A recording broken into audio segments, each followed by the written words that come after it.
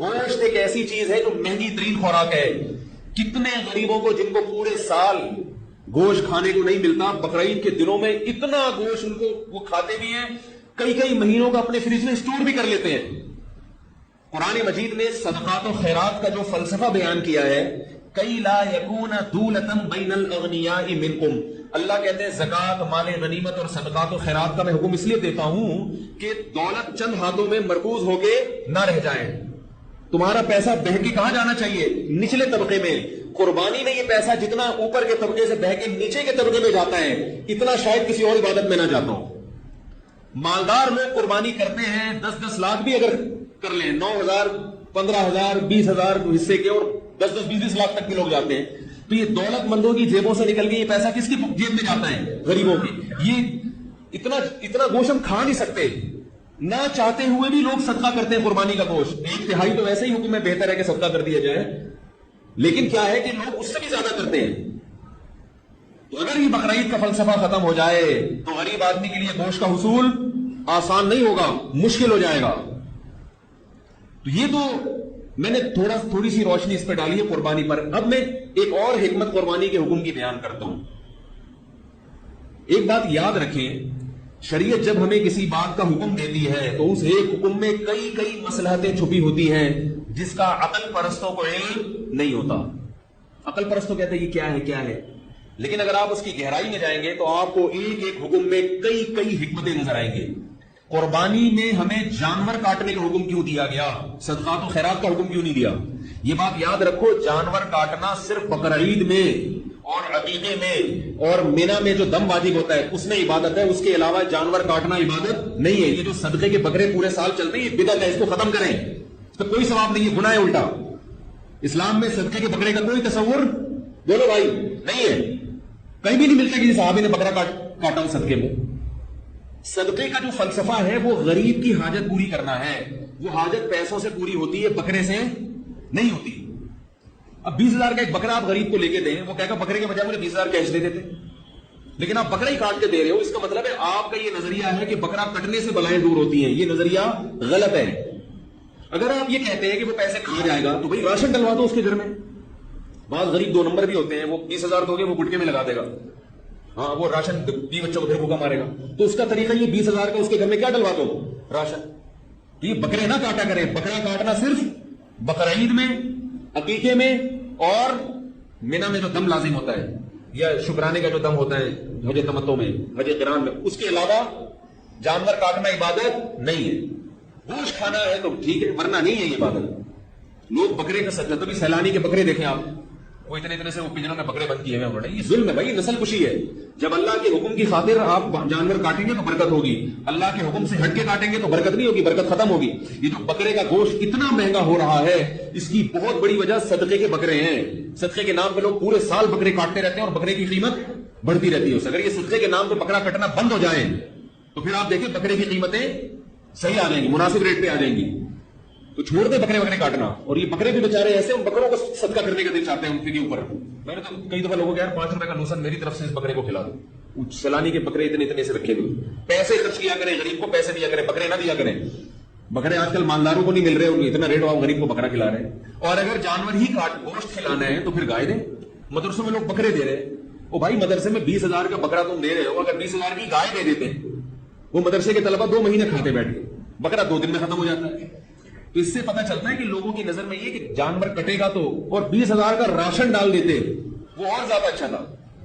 تو خیر میں یہ اس کر رہا تھا کہ شریعت ایک حکم دیتی ہے تو اس میں کئی کئی حکمتیں چھپی ہوئی ہوتی ہیں. یہ جو ہمیں 4 قسم کے جانور کاٹنے کا حکم ہے، دیکھو عقیقے میں بھی جانور کٹے گا، اور جانور بھی گائے ہو، اونٹ ہو، بکرا ہو یا دمبا ہو، بھینس بھی گائے میں داخل ہے. اس کے علاوہ جانور عقیقے میں قبول نہیں ہے. کیا خیال ہے؟ بقرعید میں بھی یہ 4 جانوروں میں سے کوئی کٹے گا. مرغی کاٹیں گے تو 100 مرغیاں کاٹ دیں قربانی، بولو نا بھائی. مینا میں بھی کیا ان 4 میں سے کوئی جانور کاٹنا پڑے گا. کیا خیال ہے؟ ایک اور عبادت ہے شریعت میں کھانا پینا عبادت نہیں ہے، یہ ذہن میں رکھو. صرف 4 مواقع ہیں جہاں کھانا پینا شریعت نے عبادت رکھا ہے. ایک بقرعید میں، اس میں گوشت کھانا عبادت ہے باقاعدہ. نبی صلی اللہ علیہ وسلم نے نا دعوت نہیں کرتے تھے لوگوں کی، صرف ولیمے پہ دعوت کی ہے آپ صلی اللہ علیہ وسلم نے. ولیمہ یہ بھی عبادت ہے. یعنی اسلام میں 4 قسم کے کھانے ہیں کہ جن میں کھانا باقاعدہ عبادت ہے. ورنہ اسلام میں روزہ عبادت ہے، کھانا عبادت. بول لو بھائی یار. اور کھانا بھی ہے تو بہت تھوڑا کھانا ہے. اسلام میں یہی ہے، اسلام کی بات کر رہا ہوں. باقی ہم لوگ کا کیا حساب کتاب ہے وہ آپ کو سب کو پتا ہے. نبی صلی اللہ علیہ وسلم نے فرمایا بدترین برتن جو بھرا جائے وہ میدا ہے انسان کا. یعنی کوئی بھرا ہوا برتن آپ صلی اللہ علیہ وسلم کو اتنا ناپسند نہیں تھا جتنا کسی کا بھرا ہوا پیٹ. بہت سخت وعید ہے اس پر پیٹ بھر کے ٹھوسنے پر. تو کھانا پینا اسلام میں پسندیدہ کام. کھلانا پسندیدہ کام ہے، کھانا پینا پسندیدہ کام نہیں. اب کھا رہے ہیں، حضرت جی کی یاد میں کھا رہے ہیں، اور عید میلاد النبی پہ کھا رہے ہیں، اور اللہ کی محبت میں بھی کھا رہے ہیں. نبی کی محبت میں، تو نبی کی محبت میں وہ کام کرو جو نبی نے کیا. نبی نے کھا کے تھوڑی محبت کا اظہار کیا، نبی تو روزہ رکھ کے اظہار کیا ہے نا. تو نبی کی محبت میں روزہ رکھو. کیا خیال ہے؟ کم کھاؤ. تو یہ بہت اہم بات کرنے چلا ہوں، اللہ کرے سمجھ میں آ جائے. تو اسلام میں 4 قسم کے کھانے ایسے جن میں باقاعدہ کھانا عبادت ہے، اور کھلانا بھی اور کھانا بھی ایسے لوگ ہیں. ان میں ایک ہے بقرعید. کیا خیال ہے نا؟ اس میں تو نبی صلی اللہ علیہ وسلم نے گوشت اس کا شوق سے تناول فرمایا. اور بقرعید میں آپ صلی اللہ علیہ وسلم کچھ بھی نہیں کھاتے تھے اس وقت تک جب تک قربانی کا گوشت نہیں. یعنی کیونکہ اللہ کی طرف سے دعوت ہے. آپ کا میزبان یہ چاہتا ہے نا کہ آپ جب اس کے دسترخوان پہ بیٹھے تو پہلے سے پیٹ آپ کا بالکل خالی ہو. تو آپ صلی اللہ علیہ وسلم صبح سے کچھ بھی نہیں کھاتے تھے، کیونکہ اللہ جب گوشت کھلا رہے ہیں تو آپ چاہتے تھے کہ میرا معدہ بالکل خالی ہو، اس گوشت کو رغبت سے کھا سکوں میں. کسی نے دعوت کی اور آپ پیٹ بھر کے چلے گئے، اب آپ 2 نوالے لے کے رک گئے، تو جس نے دعوت کی اس کو غصہ آئے گا کہ نہیں آئے گا؟ تو اس لیے یہ جو نبی نے صبح کچھ نہیں کھاتے تھے نا، اس لیے تاکہ رغبت سے کھائیں. لیکن یہ اس وقت ہے جب قربانی وقت پہ تیار ہو جائے. آج کل 6-6 7-7 بھی بچ جاتے ہیں تو کھا لیا کریں، کیونکہ جانور قربان کرنے کا حکم ہے، خود قربان ہونے کا حکم نہیں ہے. تو اگر جلدی ہے 10-11 بجے تک گوشت تیار ہو جائے گا تو بھوکے رہیں. اگر اس سے بھی دیر ہو رہی ہے تو 2 نوالے کھا لیا کریں، کیونکہ پھر اتنا زیادہ وہ عید کا دن بھی ہے نا، یہ بھی تو دیکھنا ہے. تو اور اگر کوئی برداشت کر سکتا ہے شام تک کچھ بھی نہ کھائیں تو ثواب کی بات بہرحال یہی ہے، کچھ بھی نہ کھاؤ. پہلا نوالا کون سا اترے؟ قربانی کے گوشت. تو ایک کھانا عبادت ہے کب؟ قربانی میں. دوسرا کھانا عبادت ہے عقیقے میں. ٹھیک ہے نا، عقیقے میں حکم ہے کھاؤ بھی کھلاؤ بھی. تیسرا جو حج تمتع میں اور حج قران میں قربانی کرتے ہیں اس میں بھی حکم ہے کھاؤ، وہ بھی قربانی ہی ہے، تو اس کو ہم بقرعیدی میں ڈال دیتے ہیں. تو اور چوتھی عبادت ہے ولیمے میں. ولیمے میں بھی حکم ہے اولم ولو بشاتن. فرمایا ایک بکرا ہی کیوں نہ ہو ولیمہ ضرور کرو. اس میں بھی تذکرہ کس کا آ گیا؟ بکرے کا. یا گائے کر لو اس میں. تو 4 قسم کے کھانے اسلام میں، ان میں قدر مشترک کیا ہے؟ سب میں گائے، بکرا، اونٹ، دمبا.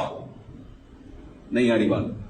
یہ بھی تو اسلام کہہ سکتا تھا کہ تمہارے یہاں بچہ پیدا ہوا ہے تو بریانی کی 4 دیگیں پکا لو، چکن بریانی کی. کہہ سکتا تھا نا اسلام. یہ دال چاول کھلا دو لوگوں کو. کیا خیال ہے؟ بقرعید پہ اللہ کہتے ہیں قربانی کرنی ہے تو 100 مرغیاں کر دو، یا لوگوں کو ویسے ہی جمع کر کے خود بھی کھاؤ اور مسور کی دال اور دال چاول کھلا دو، خود بھی کھاؤ پبلک کو بھی کھلاؤ. ہر جگہ ذکر آ رہا ہے اونٹ، گائے، بکرا، دمبا. اس کے علاوہ نہیں. اس سے پتہ چلتا ہے کہ یہ 4 جانوروں کا گوشت ایسا ہے کہ شریعت چاہتی ہے کہ مسلمان کھائیں. دنیا کی بہت ساری قومیں گوشت نہیں کھاتی. بہت ساری قومیں بڑا گوشت یعنی چکن اور مچھلی تو کھا لیں گی، یہ بڑے جانوروں کا گوشت نہیں کھاتی. اسلام میں ان جانوروں کا گوشت کھانا مذہب کا حصہ ہے. آپ مذہب کی بہت سارے احکامات کو فالو کر ہی نہیں سکتے جب تک آپ اونٹ کا گوشت، گائے کا گوشت، بکرے کا گوشت اور دمبا کا گوشت نہیں کھاؤ گے. بتاؤ جو بکرے کا گوشت نہیں کھاتا وہ بقرعید منا سکتا ہے؟ بہت سے نہیں، میں بکرا نہیں کھانا. ایکچولی کے بعد کچھ بھی لگا دیں آپ، ٹھیک ہے نا، ہم نہیں کھا سکتے. وجہ کیا ہے؟ اسلام کیا چاہتا ہے؟ مسلمان کیا کھائے؟ گوشت کھائے. نہیں آ رہی بات سمجھ؟ اسلام کیا چاہتا ہے؟ مسلمان ہندو کی طرح سبزیوں پہ گزارا نہ کرے، ورنہ پریڈ کرتے ہوئے گر جائے گا. جیسے کہ واگا بارڈر پہ ہندو فوجی جب پریڈ کرتے ہیں اور وہ پاؤں کی ٹاپ زمین پہ مارتے ہیں، یوٹیوب پہ دیکھ لو، کئی فوجی گر چکے ہیں. پاکستانی فوجی الحمدللہ نہیں گرتے. فرق کیا ہے؟ میں واگا بارڈر گیا تھا ابھی پچھلے ہفتے، میں نے وہاں پاکستانی فوجی دیکھے اتنے لمبے لمبے. ایک کے ساتھ تو سیلفی بھی میں بناتا نہیں سیلفی، لیکن میں نے کہا یار اس کے ساتھ بناؤں گا. میں اتنا لمبا آدمی میں نے زندگی میں دیکھا نہیں.